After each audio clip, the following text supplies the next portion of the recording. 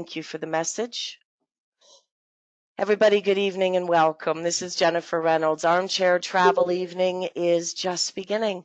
It's 7 o'clock Eastern Standard Time, and tonight and every night at 7 o'clock until the end of the month, we're going to go travel someplace fun, someplace hopefully a little creative, a little historical, and I'm just delighted that all of you are joining me here along the journey.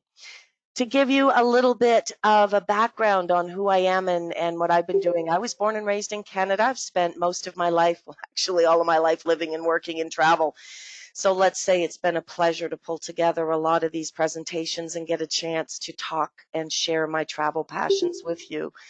I worked on cruise ships for over 18 years. I'm fond of saying God protects the dumb and the innocent. I'm not sure which category I am after 18 years at sea. But I started working for a Canadian tour operator. I then went in the purser's office. I ran the shore excursion office for many years and actually became part of a duo juggling act for a number of years, but that's time for another story. I subsequently continued to travel quite extensively. I came ashore a number of years ago. I traveled to Africa last year. I had a chance to travel extensively with my husband, who was an oceanographer, did a tremendous amount of lecturing worldwide. And it's really through his passion for travel, history, and geography that I've really developed a great love for our world, what makes it tick. And I'm just delighted that you're able to join me along the journey. I went to Antarctica in December. That was my last and final continent, the 7th continent that I got to.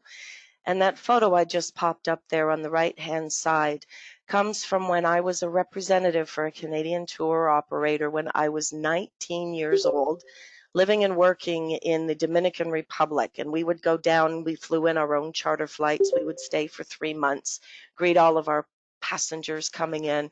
And that was my roommate, Sherry. So I was about 18 or 19 living in the Dominican Republic, and we were called Los Muchachos de Fiesta. So we had a really wonderful time during that period.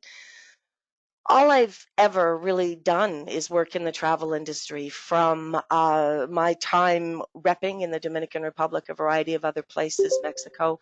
I went to cruise ships for a number of years. I subsequently did get rid of the juggler unicyclist, and on my travel I just picked up a gentleman that was an oceanographer, a historian, and my life partner. We spent a number of years together, my husband, Dr. Stuart Nelson, and we traveled extensively, and we learned an awful lot about the world, and it's really my pleasure to share a lot about it with you. And tonight, where I really would love to take you to is to Venice in Italy. So let's talk about Venice today. And when I say Venice today, I'm not talking about this week or this year, because our goal is to completely escape. But there is one reality about Venice, and I know that all of you have heard this, and that is the fact that Venice is sinking. And there's just no question at all that tourism is a very contributing fact to that. Now, Venice itself has a whole population of about 250,000, about 250,000 people. The island of Venice, and we'll visit this a little bit later, has about 60,000 people. However, up to 30 million people a year are visiting Venice. And as you can see from the pictures in the crowd here at the Piazza San Marco, there's a lot going on. Cruise ships are coming in. It's a car-free place, so engines have got to be run from these ships while they're there. But citizen groups are challenging political leaders to enforce laws against tourist lodgings, to prohibit fraud and corruption. If you know now, you can't sit and eat lunches on some of the stairs here. And ideally, it's giving the citizens a little bit of breathing space to have an interesting and reclaim back some of their lifestyle. But you know, it's the age-old story, and we're going to hear it again and again. It's the battle between people, progress, and profit.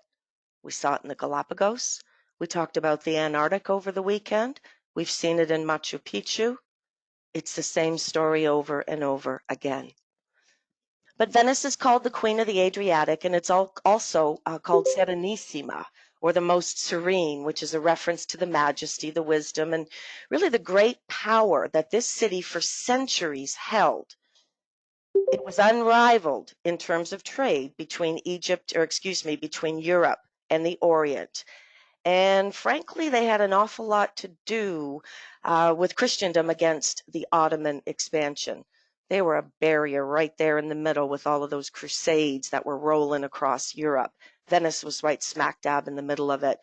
Location, location, location. Venice certainly had it, but it was built on mudflats and waters. But it's unlike any other place you've ever seen on Earth. For those of you that have been there, you will never forget laying your eyes on Venice for the first time. And Shakespeare must have agreed because he selected Venice as the setting for Othello, as well as Merchant of Venice, which, by the way, is a really, really great movie. And the sister city to Venice, you might think, would be Venice, Florida. It's not. It's Fort Lauderdale, Florida. Like Dubrovnik, Venice is a World Heritage Site. And while Venice is the name of the largest island, it is also the name of the city. Here's what you need to understand. All of this is formed by 117 small islands, 160 canals, all connected with 410 bridges. All of this is in a lagoon right off of the mainland. And then connecting the island of Venice to the mainland is a causeway with the railroad, but that's man-made. That's man-made. So Venice is islands in a lagoon. Most of the islands are deserted, and some of them are used for gardening, but there's an overhead shot, and you can see the entrance, and you can see what happens and how much of this is Adriatic. Well, it's in off the Adriatic Sea. Now, the Venetian Lagoon, it's in the Adriatic Sea. It's separated by barrier islands, and it's on the inside where Venice is situated. What's a lagoon? A lagoon is a body of comparatively very shallow salt or brackish water separated from the deeper water by a sandbank. So that means everything behind the body of water is like a reef or a barrier island. It's called a lagoon. So the Venetian Lagoon that you're looking at, it has a surface area of about just over 200 square miles. 8% of that is land, including Venice.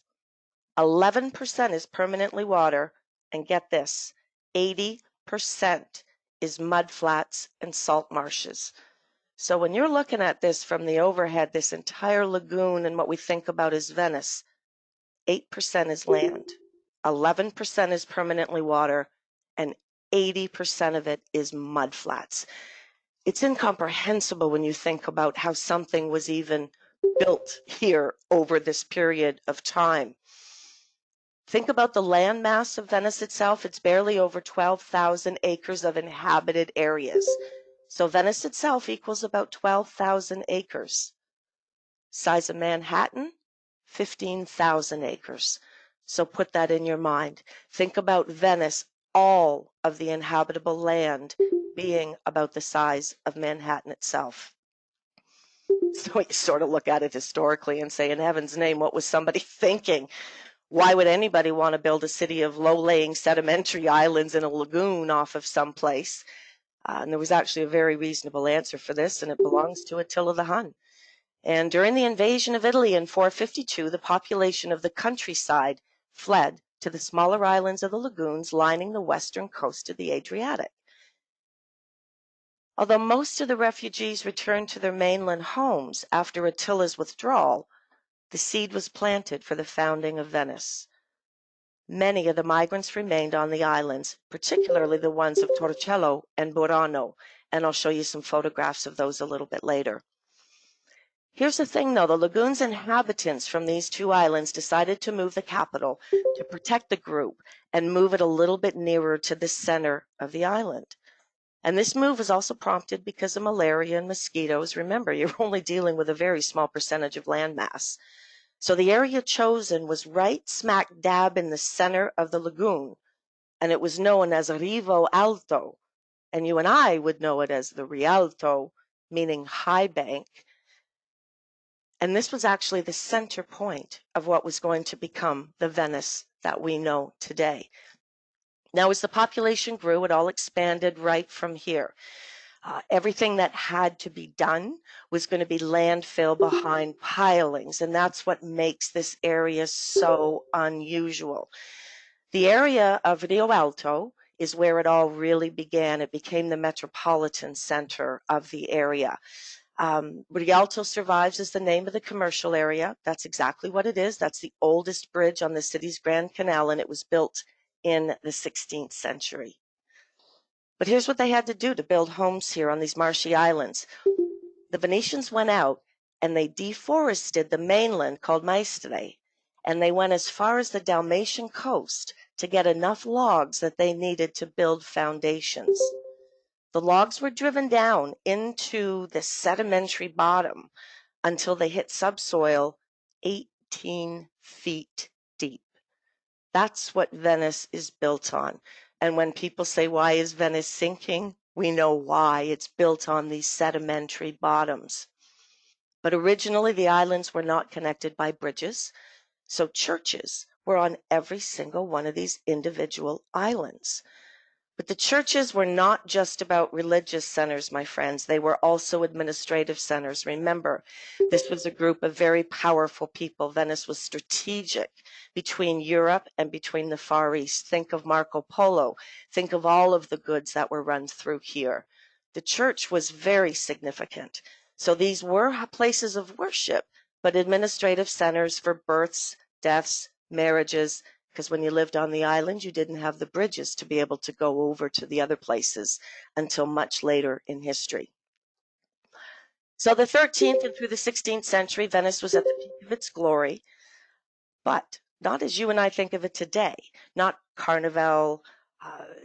It was a ruthless city with a very shrewd commercial base, much like ancient Athens, with its art, with its sea empire. And that's the thing that makes it just so exquisitely unique and beautiful and fascinating. Very often, one visit to a place like this is simply not enough. You can't take it in. You do have to be able to do an amount of walking because it is carless. There are no cars anywhere here on the island of Venice or on any of the outlying ethers. But the structure of this whole Venetian society, though, now let's go back in time a bit, was based on religion. Venice had its own priests. They defied the authority of papal Rome. Rome was not always happy with what was going on over here, and they organized their liturgy around the Doge, which is a word for duke. So think about politics and religion being very tight-knit here along with the commerce.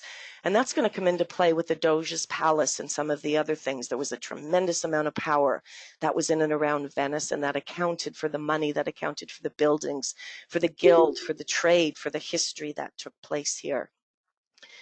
But Venice, a phenomenally amazing lagoon city. It is a natural port city entry at Europe. It's right at the end of the Adriatic Sea. And I think we should take a look at some of the virtual tour and some of the things that you'll be able to see if you were to travel or have traveled. You can go in by cruise ship. You can go in and do tours and stay here.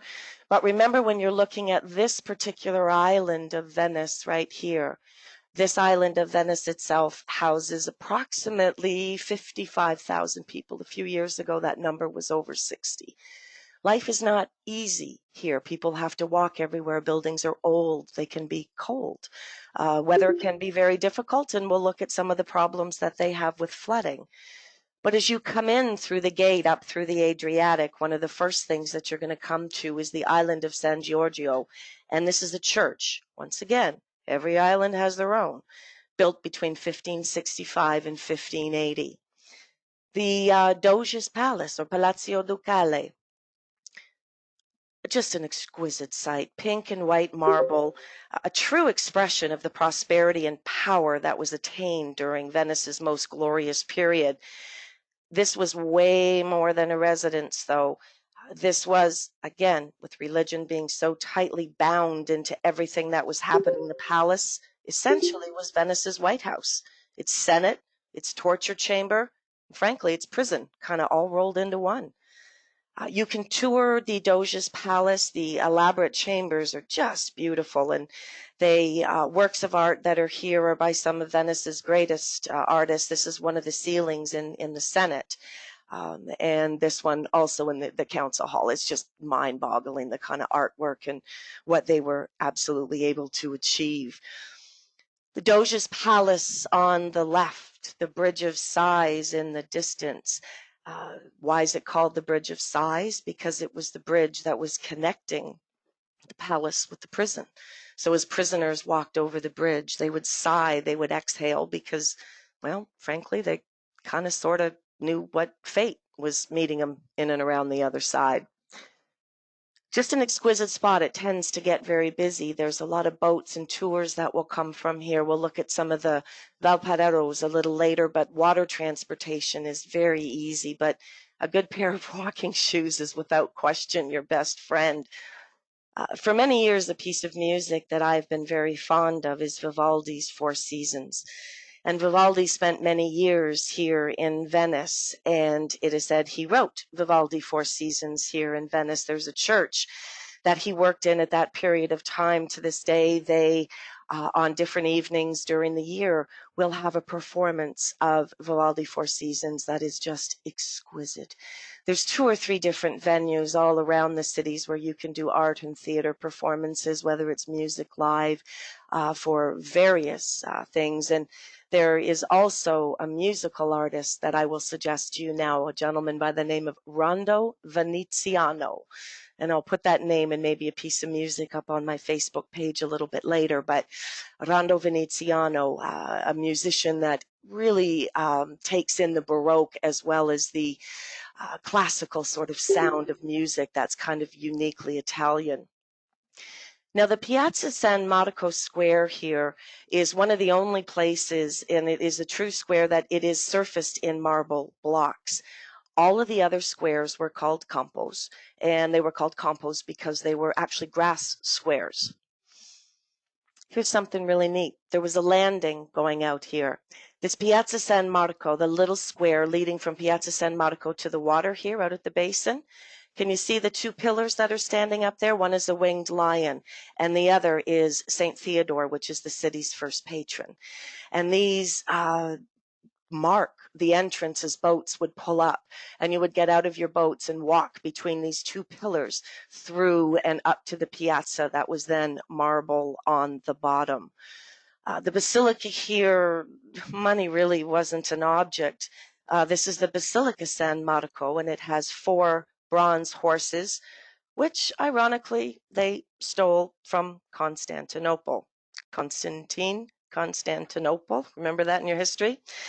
Now, originally, this church, this basilica, was the Doge's private chapel, and it was built in 1828 to house the body of St. Mark the Evangelist, and they even stole that from Alexandria in Egypt.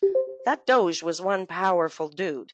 He's got people taking things from Constantinople, and they're even taking the body of St. Mark from Alexandria in Egypt. Here's the thing, though. Oh, in 976, here it was, a fire destroyed the original church, and it was rebuilt. The church became a symbol of Venetian wealth and power and very rich. And in fact, it earned the name Chiesa de Oro, the Golden Church, because of the main altar, and it's built over St. Mark. And take a look at the guild over the top at the entrance of the Chiesa de Oro. The bell, I think everyone knows, the Tower Bell, Venice's famous brick bell tower. It's about 325 feet high, and the little angel sits on top. It's been there nearly 1,000 years, or it had been there nearly 1,000 years, when in 1902, pretty much without warning, it collapsed. The new tower was rebuilt to the old plan, and it was reopened in 1912. The views from the top are exquisite. The lines to get up to the top can be excruciating, but the views from the top on a clear day, you can see all the way over to Lido area, which is one of the other islands, all clear across the lagoon. And if you look towards the mainland, you can get all the way over and see the Swiss Alps on a clear day. Harry's Bar, which is near San Marco, right off the piazza. I'm sure many of you are familiar with many of these bars here, but Harry's is famous because it's said that this is where the Bellini was made, and that's white peach nectar with Prosecco or light sparkling wine, and lots of wonderful spots to sit down in the piazza here and have a drink, a Bellini, a coffee, a drink. You'll learn how to order your coffee. Many of the cafes, when you're here, though, do have service charges when you sit down, and they are worth every single penny of them. Entertainment is not uncommon in the evening time. People are out late, and transportation, walk, put on your best shoes. But of course, the Valparaiso on the Grand Canal and all the other various canals, you can hire private boats here to get out to some of the outlying islands. And it really is a beautiful way to go.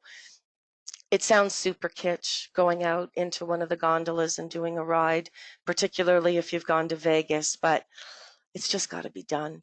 Somehow, when you get to a place like this, the sky's bluer, the people are friendlier, the pizza's better, and it's just exquisite at that magic time of the day between sunrise and sunset. There's so many Gothic Venetian buildings over the water everywhere, and it's really easy to be able to get around. But certainly the canal, and the canal itself is about 2.5 miles in length. If you get lost, it's pretty easy to find your way back someplace. Somebody can help you. It's basically a backwards S. The further you go in, the older or the newer things get. It actually, you go through 12th to 13th, 14th, all the way up to 18th century palaces, which are some of the pretty exquisite things. And I'll show you some pictures of those coming up. At the entrance of the Grand Canal, this is the beginning of that 2.5-mile stretch, the Customs House, the 17th century church of Santa Maria della Salute. This was built to honor the Virgin Mary because she saved Venice from a plague that killed 47,000 residents. On the industrial side in Giudecca, if you look down to the bottom, you see Giudecca and the Giudecca Canal. As cruise ships come in, they come down the Giudecca Canal and they go over and dock over towards the Maritime Station. You can see the S shape of the Grand Canal making its way up over to the train station there. And Giudecca is also, or Giudecca is also very easy to get to. Hotel Cipriani, which is world famous. This one is located over here. And then when you go back over to the island of Venice, we always think of the restaurants, and they are phenomenally exquisite. Yes, it is the pizza. Yes, it is the pasta, but it's a lot of fish, a lot of beautiful, fresh seafood and vegetables that come in from the mainland. Something here which is called canoce, which is like a shrimp, but only in the Adriatic Sea, fresh sea bass. Y'all, there's a very large Jewish history here as well. The Jewish ghetto of Venice was one of the first ghettos in Europe. It has a museum and 2 synagogues, and today is still conducting services. It was important at that time, though, that Jews not build anything between their buildings and their synagogues up to the sky. And that's why you have these strange little attic locations close to some of the synagogues. Really a phenomenal center to walk around. There's a lot of local guides that can take you. Here you see the buildings going up the 4 or 5 stories. In 1650, the ghetto housed the largest population, about 4,000 people, in a space the size of 2.5 city blocks.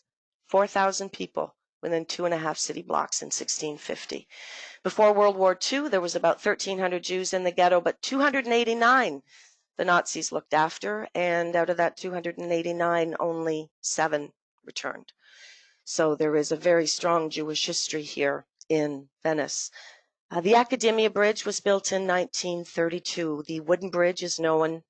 It was only supposed to have been left in place for a very short term. It crosses over the Grand Canal, and they left it because it became so popular.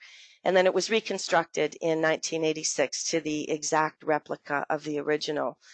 If the name Guggenheim is familiar to you, the Guggenheim Museum in Spain, Peggy Guggenheim has a magnificent collection of 20th century paintings and sculptures on display in what was her former canal home, right on the Grand Canal. There's a Picasso in here, there's a Pollock in here, and I didn't know this. There's an Ernst as well, but she was married to him, so she probably got that one at a fairly reasonable price. The lagoon islands of Murano and Burano I found particularly interesting. These are more outlying islands. When you're looking at Murano, It is the glass-making center and has been since 1291. You're looking at images of Murano right here. The glass blowing demonstrations are really very good, but a lot of the Murano and a lot of the other glass blowing has moved over to the other island. In fact, many of them are on Giudecca, simply because of the rising water levels and challenges and access to people. So these are all part of the interesting challenges that face this magnificent place.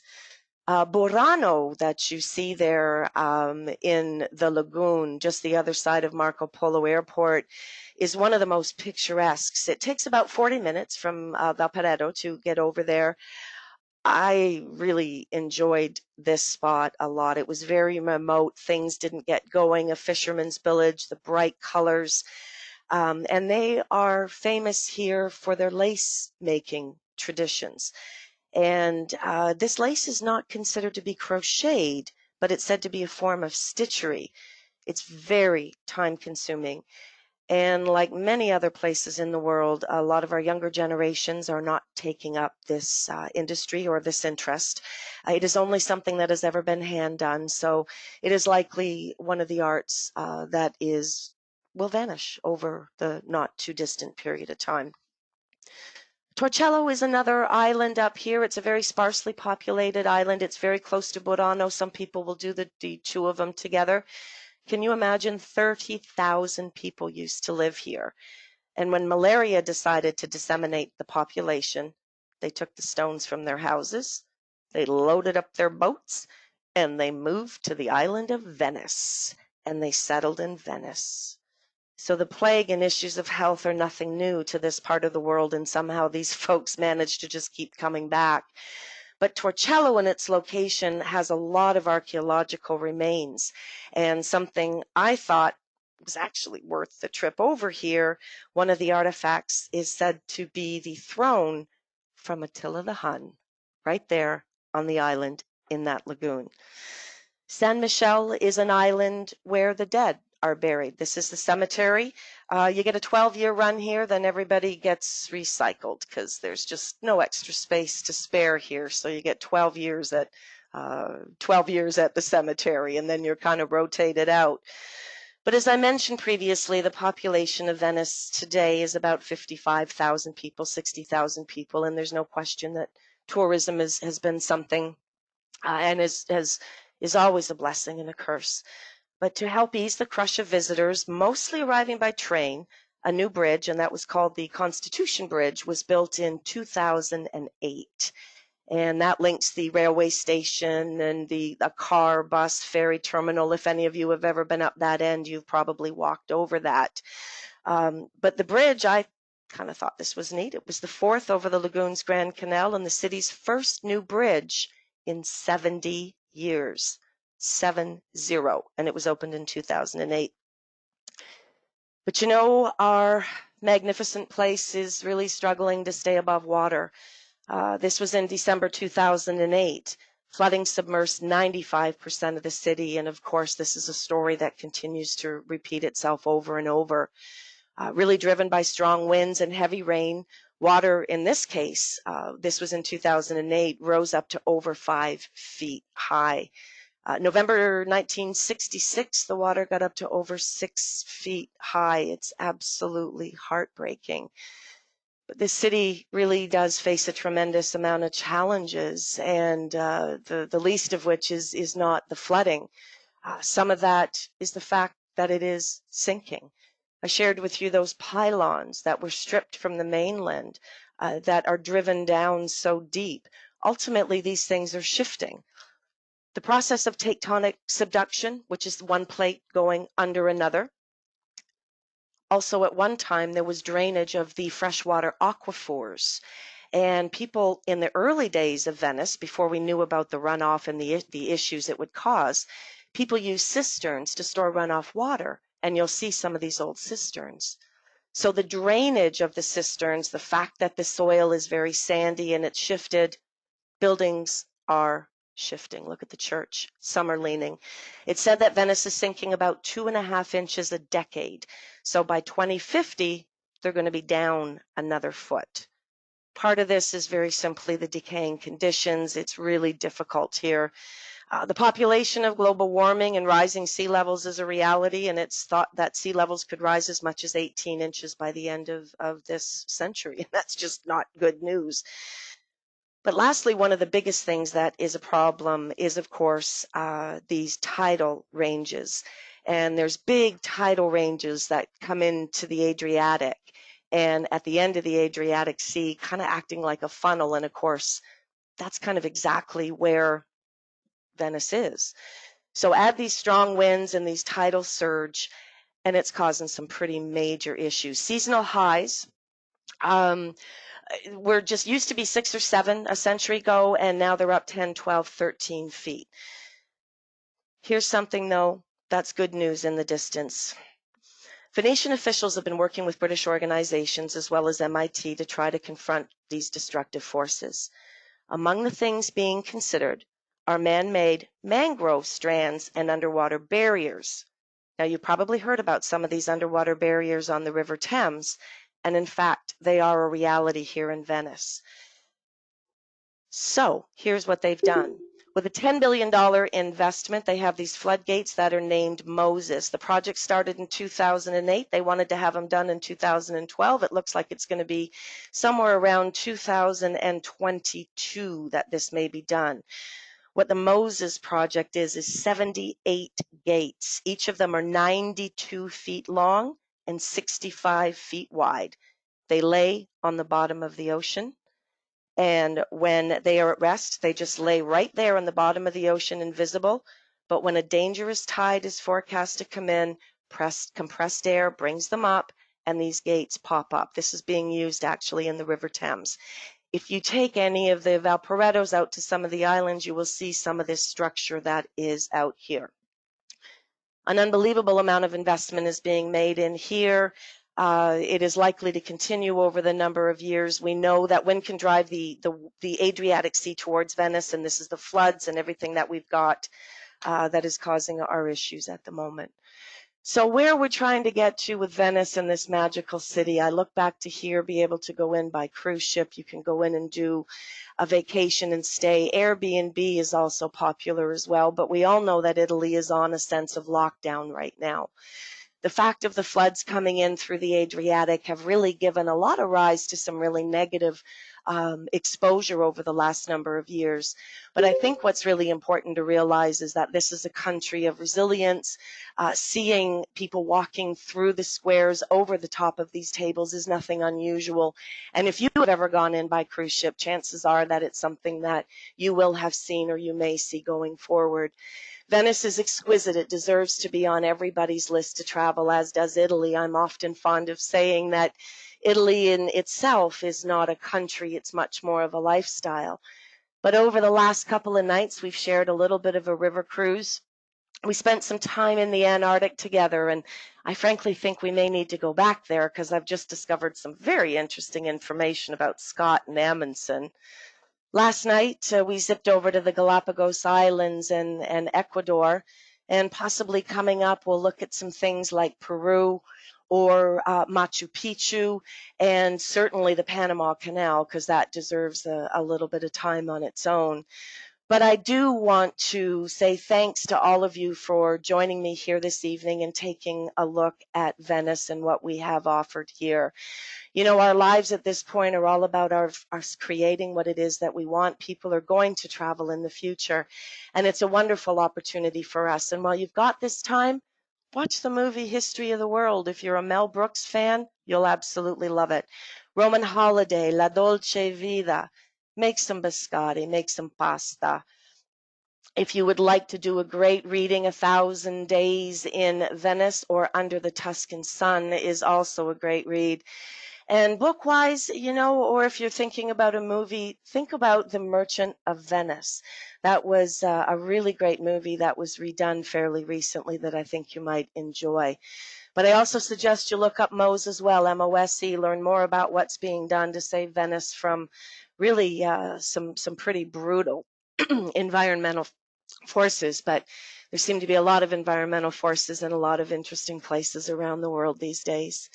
So in closing, let me say thanks to all of you for joining me. And the other night, if you were here in Antarctic with me, I shared some images, and I wanted to point out, because something I learned very deeply is travel touches us so much, and our world is not about stuff, it's about experiences.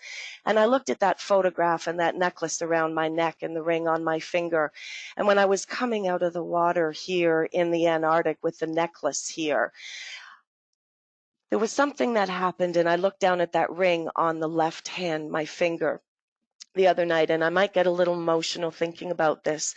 Those 3 pieces of jewelry I wore, and they showed up in some pictures I presented the other night in the Antarctic. I went over with everyone those beautiful memories, those traveling memories, and I saw that jewelry. And in February, just a month ago, my house was robbed, and all of that jewelry was stolen from my house. And I look at those images of Antarctic. I look at the images of us traveling in the places that we get to go to. And I'm so humbly reminded that none of it is about stuff, that it's all about experiences. It's all about what we create, what we do, where we go. And that's the magnificent part about what we do as travel professionals. This is our world, and we're going to continue to explore it. My name is Jennifer Reynolds. Thank you for joining me this evening. I'll be back a few more nights until the end of the month with some more stories for you at 7 p.m. Eastern Time. And if you get a chance, tune into collagetravelradio.com. They are playing some music, sharing some travel tips, and also hosting some of these talks as well. Folks, to travel is to live. Jennifer Reynolds Travels, thank you for joining me, and I look forward to seeing you a bit later on during the week.